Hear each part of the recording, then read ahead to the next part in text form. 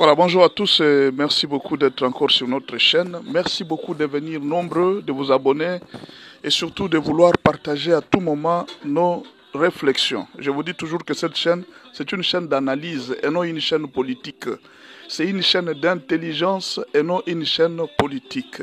Nous soutenons tous ceux-là qui sont des patriotes. Donc si vous défendez la RDC, nous allons vous soutenir. Si vous combattez la République, nous allons aussi vous combattre, c'est clair. Parce que ce pays, c'est l'avenir de nos enfants. Nous ne pouvons pas jouer avec ce pays. Alors, peut-être vous n'avez pas encore appris les deals RDC-USA.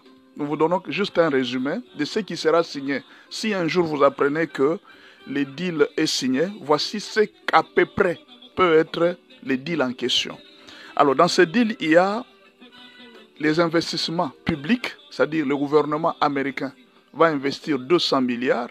Et puis, il y a des investissements privés, là où il y aura 3 000 milliards. Donc, le gouvernement investit 200 milliards dans 5 ans, soit 40 milliards par an. Et les privés vont investir 3 000 milliards. Alors, qu'est-ce qu'il y a dans 5 ans? Il y aura 40 milliards. Il y aura plusieurs secteurs qui sont visés par le gouvernement, dont l'investissement public. Il y a l'énergie, la sécurité, la gouvernance démocratique et la lutte contre la corruption. Ça, c'est une bonne chose. Ça, c'est le gouvernement américain qui va s'engager dans la lutte contre la corruption. Il y aura 40 milliards de dollars chaque année pour lutter contre la corruption, pour faire la promotion de la démocratie et puis pour la sécurité et l'énergie. Mais dans le secteur privé, nous aurons...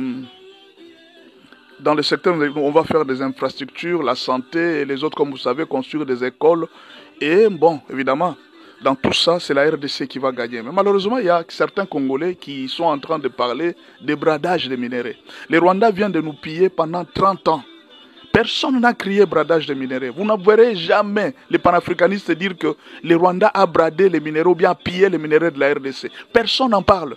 Juste quand ils ont appris que Félix Tshisekedi veut faire les deals avec les Américains. Ah voilà, on a bradé les minéraux. Mais ces minéraux, on nous les a volés pendant plusieurs années. Il y en a qui étaient pauvres, qui sont venus pauvres dans le pays, mais qui sont devenus très riches aujourd'hui à cause de ces minéraux que vous, Congolais, vous n'avez jamais profité.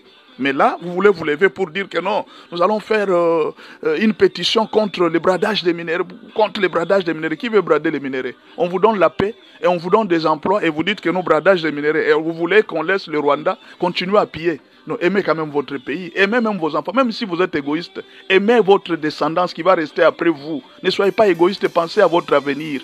Merci beaucoup pour nous avoir suivis.